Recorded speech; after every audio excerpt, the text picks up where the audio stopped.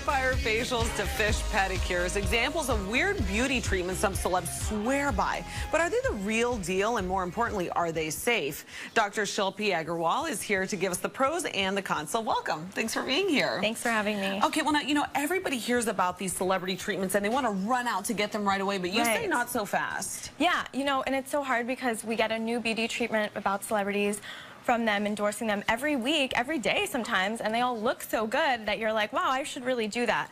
But are they really effective and are they safe? That's really the question. So, but how would you research something like that? I mean, is it just as simple as going to Google and finding out information? Well, we have studies on some of them, and then, you know, some of the ingredients, if you take a look at them, you can tell whether they have chemicals or how effective they are. So, of course, some of the ones that we're going to go over, we'll see that they may not be what they're saying they are. Okay, well, one of the ones that I wanted to ask you about first that we don't have here is the vampire facial. Everyone heard about it because of Kim Kardashian. Of course, you know, that made so much buzz, and it's crazy because what it does is it takes out your blood from your arm and then it spins it down and it injects the platelets, which are supposed to boost collagen production in the face and really give you that youthful glow and let your skin really, you know, look young and beautiful. But what's going to really surprise people is that it's not even FDA approved. Whoa. So, you know, this treatment, in addition to not being FDA approved, is also somewhat dangerous.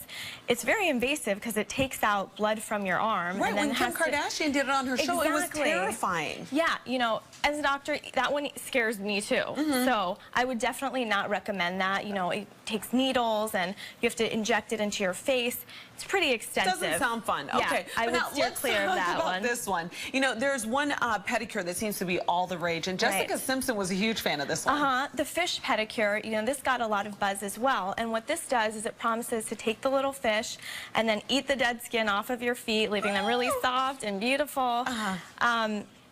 But again, this one, we have a lot of reports that show us that it's not sanitary at all.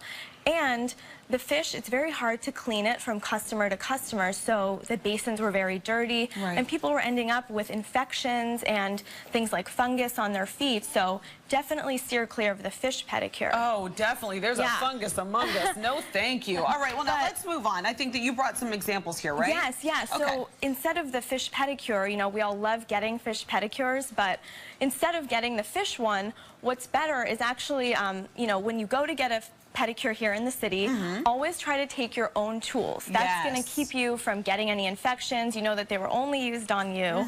And then also look for products that contain either lactic acid or urea, because those are the things that are going to really remove the calluses and the dead skin. Okay. And then lastly, don't be shy at all about asking about, you know, how sanitary is this place? Did you guys clean it in between? Those are all important things that you should look for when getting your pedicure. Okay, perfect. Well, now, there was one facial that Angelina Jolie said was her absolute favorite, but it used caviar, and that can be pretty expensive. Exactly. And you have an alternative that we can do here at home.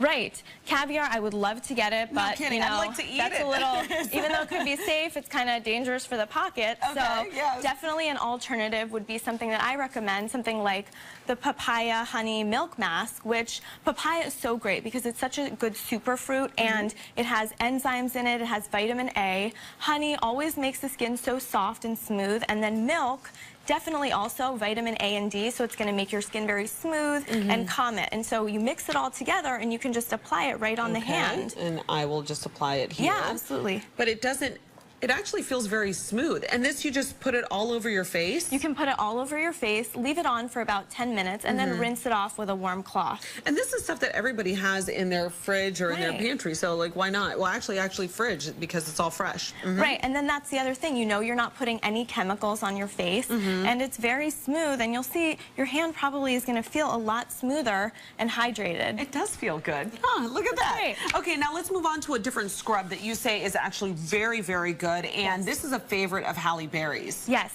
this is the caffeine body scrub, and this is great. Also, again, very simple ingredients that you can use for your skin, and it has coffee beans in it, which are really going to invigorate the skin. Caffeine helps to make you very tight and make your skin very smooth and firm. But now you have the whole coffee beans here, so we grind these up at home. Right, you grind them up and then you put them in the bowl. Okay.